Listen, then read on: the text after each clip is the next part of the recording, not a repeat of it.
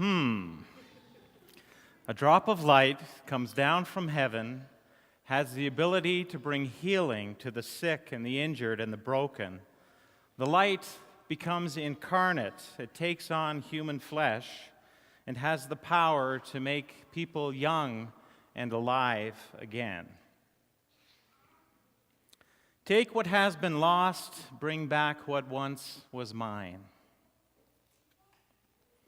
I think we're all looking for a light like that, for hope and some kind of illumination in a sometimes gray and dark world, for some kind of raison d'etre, bigger reason, some kind of greater freedom in terms of what it means to live a human life. We're all looking for the real life, for a spacious, fulfilling life. Rapunzel knew that there was something more to who she was.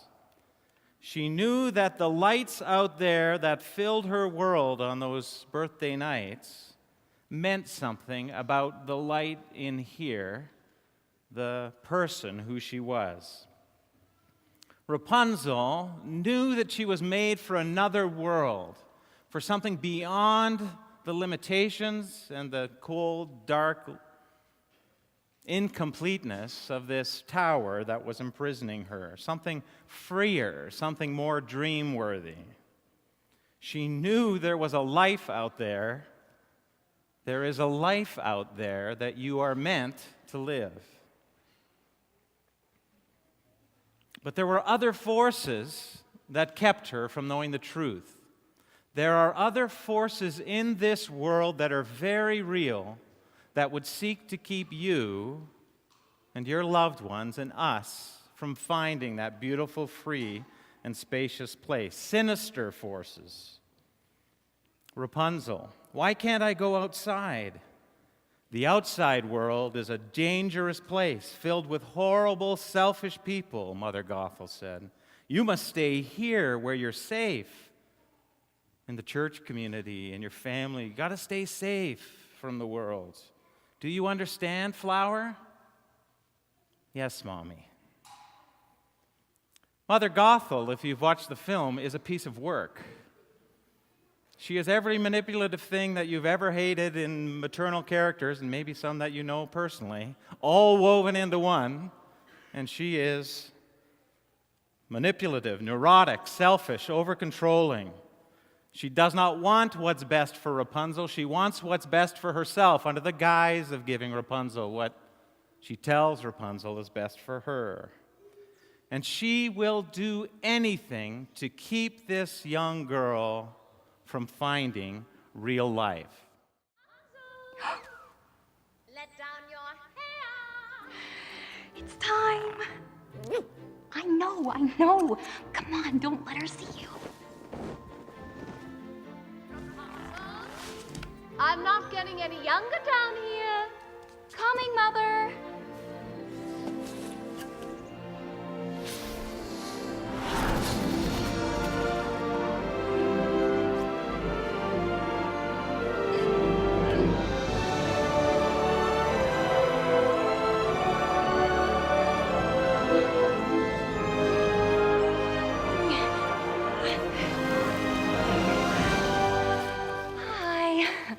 Welcome home, Mother. Oh, Rapunzel, how you manage to do that every single day without fail.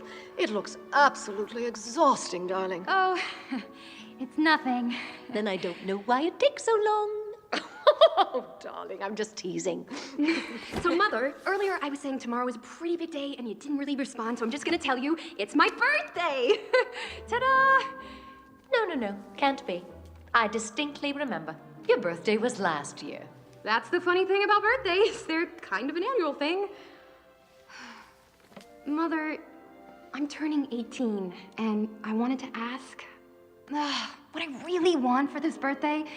Actually, what I wanted for quite a few birthdays now. Okay, Rapunzel, please stop with the mumbling. You know how I feel about the mumbling. Blah, blah, blah, blah. It's very annoying. I'm just teasing. You're adorable. I love you so much, darling.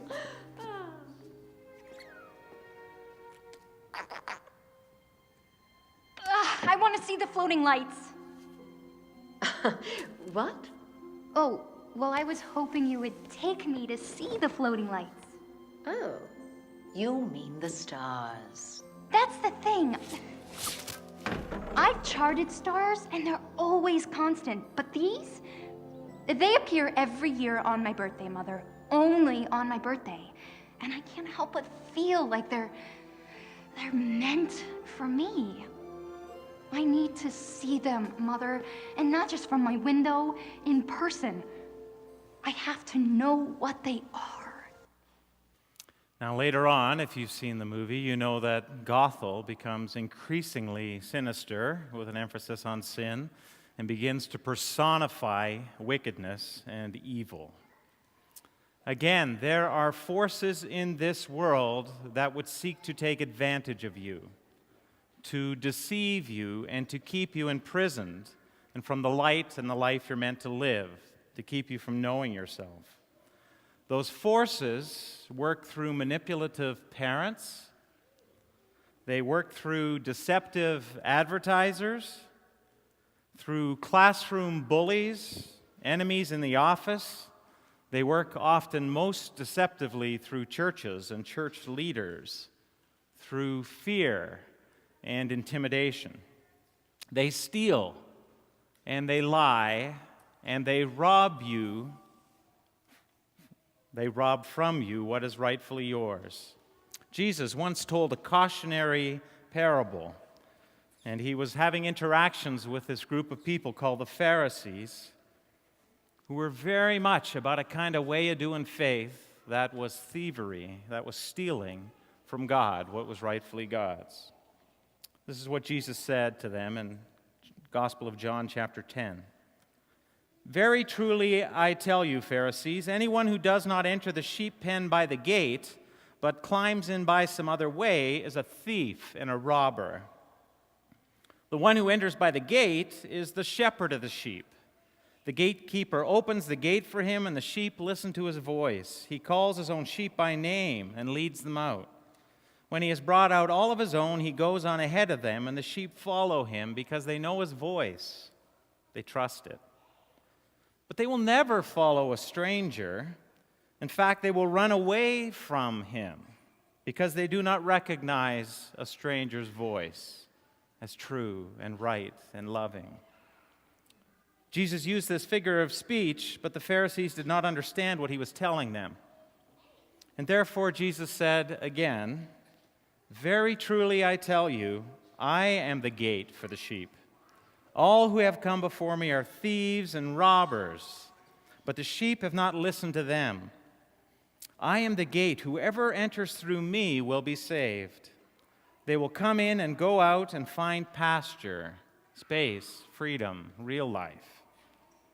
The thief comes only to steal and kill and destroy. I have come that they might have life and have it to the full." Lots of bleating sheep here this morning, little lambs. Jesus is the good shepherd, the light of the world, and wants nothing more for you to find than to find a fulfilled and abundant life.